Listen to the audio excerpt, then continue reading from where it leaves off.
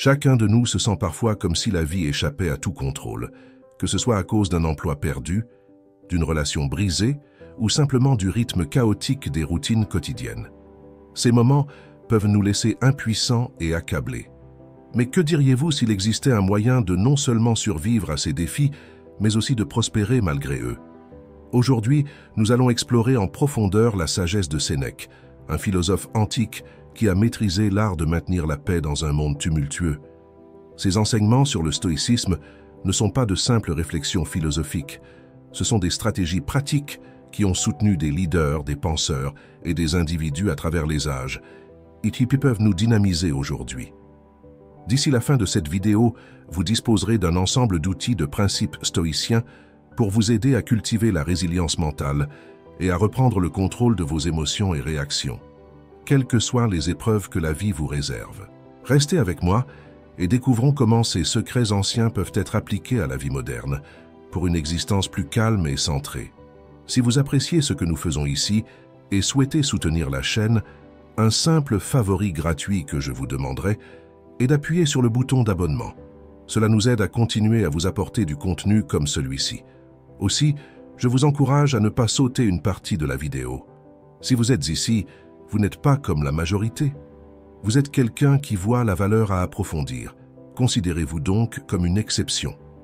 La sagesse de Sénèque, être partout, c'est n'être nulle part, capture un principe crucial souvent négligé dans notre course moderne pour faire plus et être plus. L'idée de se concentrer sur une activité à la fois est centrale dans la philosophie stoïcienne et peut transformer notre approche des tâches quotidiennes.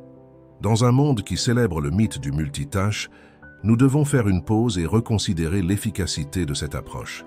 Lorsque nous essayons de faire plusieurs choses à la fois, nous dispersons notre attention, ce qui peut entraîner des erreurs accrues et une qualité de travail diminuée. Marcus Aurèle, un autre philosophe stoïcien révéré, a fait écho à ce sentiment lorsqu'il a conseillé de se concentrer chaque minute comme un Romain, comme un homme, sur ce qui est devant vous avec une précision et un sérieux authentique, tendrement, volontairement, avec justice, et en vous libérant de toutes les autres distractions. Ce focus n'est pas seulement sur l'amélioration de la productivité. Il s'agit de cultiver une qualité d'esprit qui valorise la profondeur plutôt que la largeur. Se concentrer sur une activité à la fois nous permet de nous immerger pleinement dans la tâche en cours, qu'il s'agisse d'un devoir professionnel, d'un projet personnel ou d'une conversation significative. Ce genre de travail approfondi favorise un plus grand sentiment d'accomplissement et de satisfaction. Platon pourrait arguer que ce focus unique nous aide à accéder à une forme supérieure de beauté et de vérité dans notre travail, car cela nous permet de donner notre meilleur effort et de créer quelque chose qui résonne avec les idéaux de bonté et d'excellence. De plus, les avantages psychologiques de se concentrer sur une tâche à la fois sont significatifs. Cela réduit la charge cognitive sur nos cerveaux, minimisant le stress et améliorant nos capacités de prise de décision. Aristote, qui valorisait le développement des vertus par l'action habituelle correcte, soutiendrait probablement cette pratique comme un moyen de développer la vertu de tempérance ou de maîtrise de soi, nous aidant à réguler notre désir de distraction et de gratification immédiate. En pratiquant cette approche ciblée, nous suivons non seulement les traces des philosophes stoïciens, mais nous nous alignons également sur les enseignements de la psychologie moderne, qui suggèrent que nos cerveaux ne sont pas câblés pour gérer plusieurs tâches complexes simultanément. La qualité de notre travail et de notre vie s'améliore lorsque nous donnons toute notre attention à une chose à la fois. La méthode de Socrate de l'interrogation et du dialogue profond, se concentrant intensément sur un sujet à l'exclusion de tout le reste, illustre combien cette méthode peut être puissante. Adopter ce principe stoïcien ne nous rend pas seulement plus productifs, cela nous rend également plus réfléchis, paisibles et équilibrés. C'est un rejet du chaos du multitâche moderne et une embrassade d'un mode d'être plus délibéré et intentionnel. En pratiquant cela, nous pourrions constater que non seulement nos résultats s'améliorent, mais aussi notre bien-être général.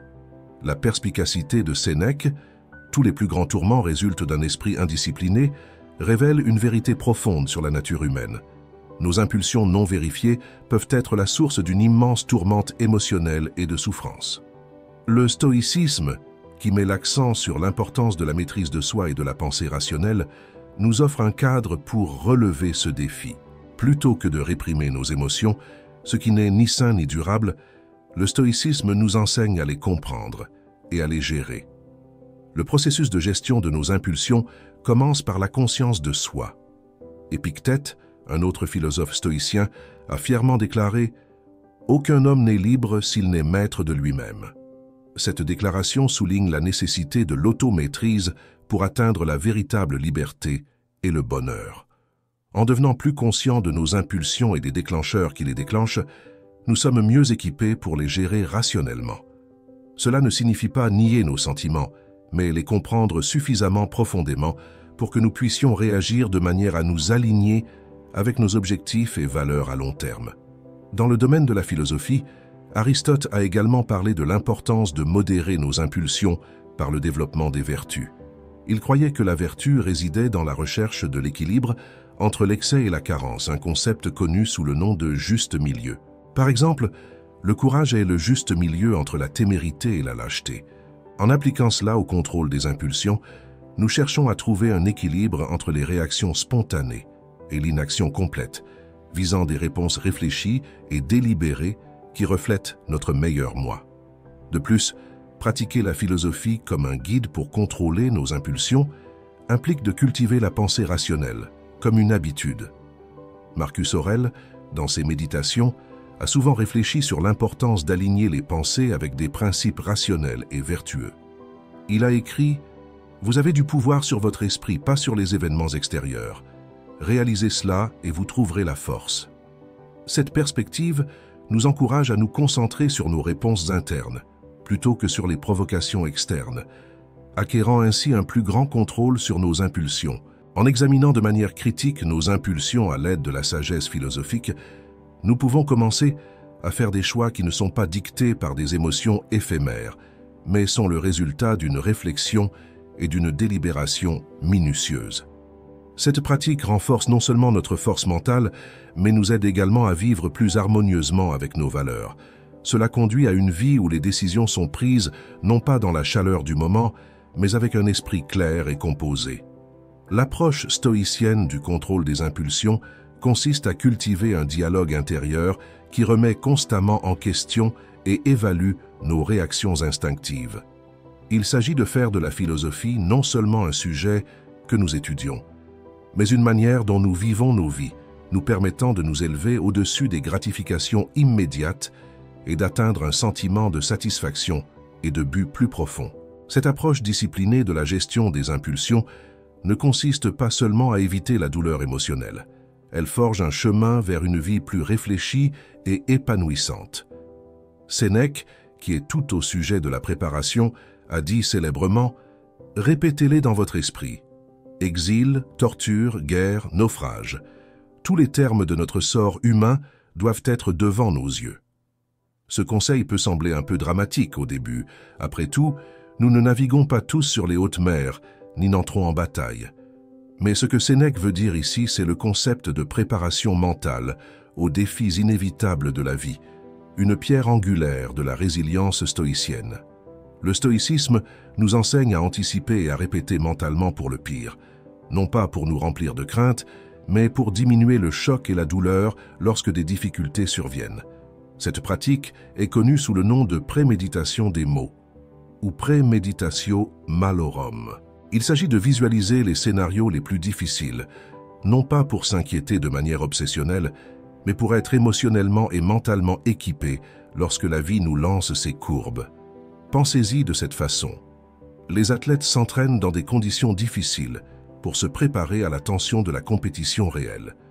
De même, en répétant mentalement des situations difficiles, nous entraînons notre esprit à gérer le stress et l'adversité avec moins de panique et plus de sang-froid. Cette pratique stoïcienne nous aide à apprécier notre état actuel lorsque nous réalisons combien les choses pourraient être pires, nos problèmes quotidiens semblent moins écrasants. Appliquer ce stoïcisme ne signifie pas vivre dans une anxiété constante quant à ce qui pourrait mal tourner. Il s'agit plutôt d'avoir une reconnaissance réaliste des résultats négatifs potentiels.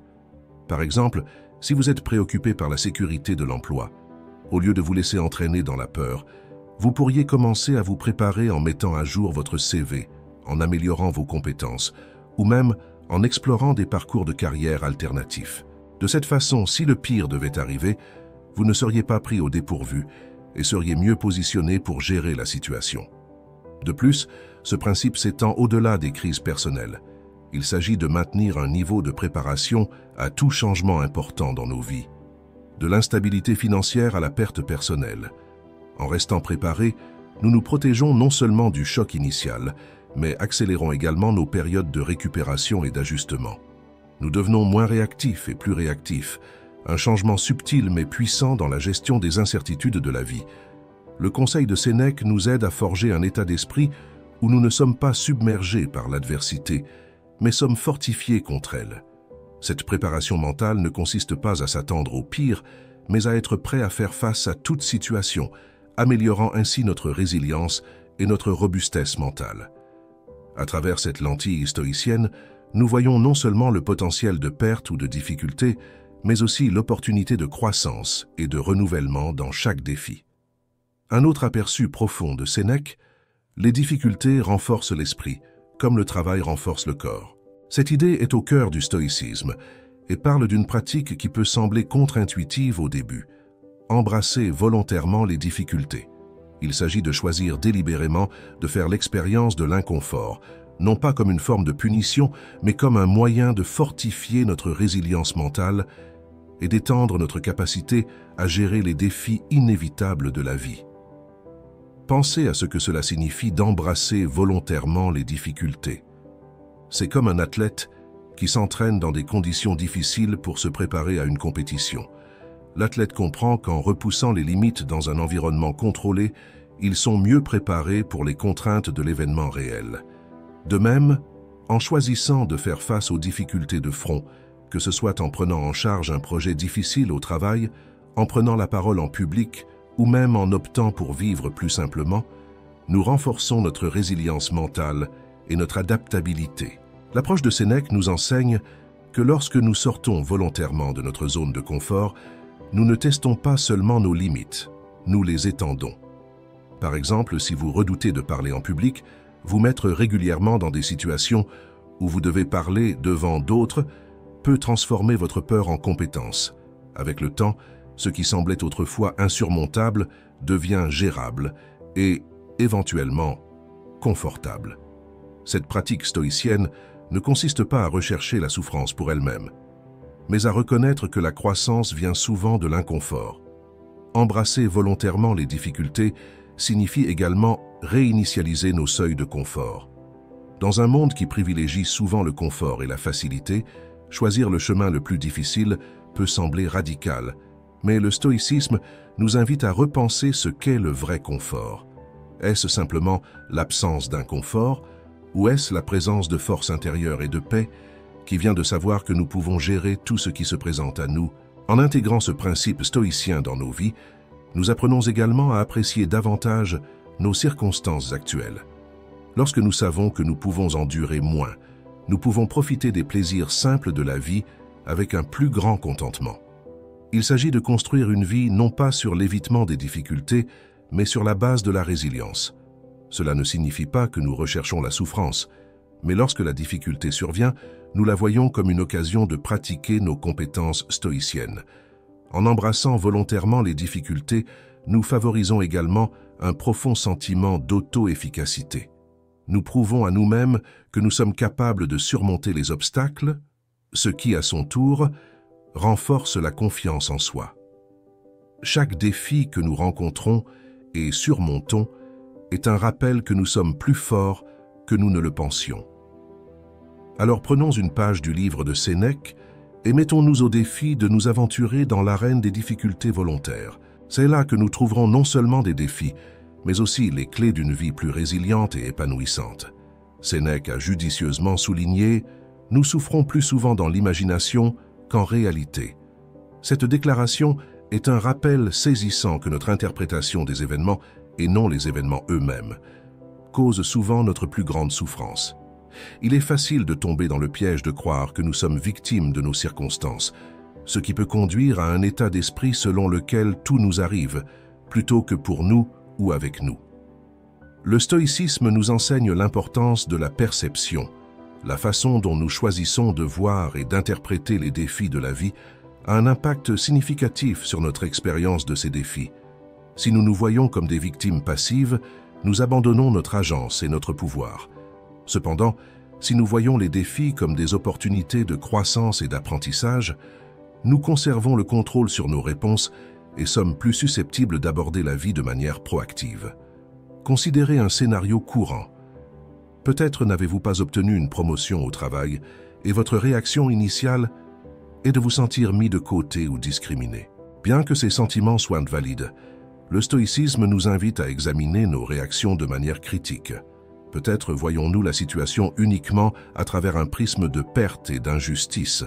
Et si, à la place, nous voyons cela comme une opportunité de demander des commentaires, d'améliorer nos compétences, ou même de réévaluer notre parcours professionnel pour trouver un meilleur ajustement pour nos aspirations. Éviter l'auto-victimisation ne signifie pas ignorer les injustices ou les difficultés que nous rencontrons, mais plutôt déplacer notre focus de ce qui nous arrive, à comment nous répondons à ce qui nous arrive. Ce changement est puissant. Il nous fait passer d'une réaction passive à une participation active dans nos vies. Nous arrêtons de demander pourquoi cela m'arrive et commençons à demander ce que je peux apprendre de cela. Comment puis-je grandir à partir de cette situation? Le stoïcisme nous équipe des outils pour nous détacher de nos réponses émotionnelles initiales et voir la grande image. Il s'agit de comprendre que, bien que nous ne puissions pas toujours contrôler les événements extérieurs, nous pouvons contrôler nos perceptions et réactions. Ce changement mental est libérateur et habilitant. Il nous permet de vivre avec un sens du but et de la résilience, nous rendant mieux équipés pour gérer les défis futurs. De plus, pratiquer ce principe stoïcien enrichit nos interactions avec les autres. En refusant de nous présenter comme des victimes perpétuelles, nous favorisons des relations plus saines, caractérisées par le respect mutuel et la compréhension plutôt que par le blâme et le ressentiment. Nous devenons plus compatissants car nous reconnaissons que, tout comme nous sommes responsables de notre bonheur, les autres le sont pour le leur. En embrassant la voie stoïcienne, nous nous libérons des chaînes de l'auto-victimisation. Nous prenons en charge notre récit, reconnaissant que nous sommes les architectes de notre réalité. Cette autonomisation est l'essence du stoïcisme et la clé d'une vie épanouie et proactive. Alors, choisissons de nous élever au-dessus de la victimisation, non pas en niant notre douleur, mais en reformulant nos histoires avec force, sagesse et résilience. Les conseils de Sénèque de se retirer en soi autant que possible mettent en valeur la solitude dans la philosophie stoïcienne. Cette orientation n'est pas un encouragement à l'isolement, mais plutôt une invitation à s'engager dans une réflexion et une introspection profonde. Dans notre monde rapide et interconnecté, le bruit de la vie quotidienne peut étouffer notre voix intérieure et entraver notre capacité à réfléchir sur notre croissance personnelle et nos valeurs. Le stoïcisme nous enseigne que la véritable solitude est un état de conscience de soi riche et non simplement un état physique d'être seul. Les avantages de passer du temps en solitude sont profonds et ont été échos par des philosophes tout au long de l'histoire. Marcus Aurèle, un autre philosophe stoïcien, a souvent écrit sur l'importance de l'introspection dans ses écrits personnels. Il croyait que se comprendre soi-même est essentiel pour vivre une vie de vertu et de but. Il a déclaré « Nulle part l'homme ne peut trouver un retrait plus calme ou moins troublé que dans sa propre âme ». Cela souligne l'idée que la solitude offre un sanctuaire, où l'on peut échapper aux exigences du monde extérieur et se concentrer sur le développement intérieur. De plus, la pratique de la solitude nous permet d'explorer nos pensées et émotions sans distraction. Elle nous donne l'espace pour traiter nos expériences et aligner nos actions avec nos principes. En s'engageant régulièrement dans cette pratique, nous cultivons une compréhension plus profonde de qui nous sommes et de ce que nous voulons vraiment de la vie. Cet alignement est crucial pour vivre authentiquement et atteindre l'épanouissement personnel. Aristote a également touché à l'importance de la réflexion personnelle pour atteindre l'eudémonie ou l'épanouissement. Il croyait que la connaissance de soi était essentielle pour développer des vertus et vivre conformément à la raison. Dans la solitude, nous pouvons évaluer de manière critique nos vies et apporter des ajustements qui reflètent nos vraies valeurs et aspirations. La pratique stoïcienne de la solitude encourage également à développer la résilience. Épictète a souligné la nécessité de la réflexion personnelle pour fortifier l'esprit contre l'adversité. Il a conseillé aux individus d'utiliser la solitude comme un outil pour renforcer leur caractère et leur endurance mentale, les préparant aux défis inévitables de la vie. Il a affirmé « Il est en votre pouvoir de vous retirer chaque fois que vous le désirez. La tranquillité parfaite à l'intérieur consiste dans le bon ordonnancement de l'esprit, le royaume de votre propre. » De plus, passer du temps seul nous aide à apprécier davantage nos relations et interactions sociales. Lorsque nous revenons de périodes de solitude, nous découvrons souvent que nous avons plus à offrir aux autres, que ce soit une plus grande empathie, patience ou clarté.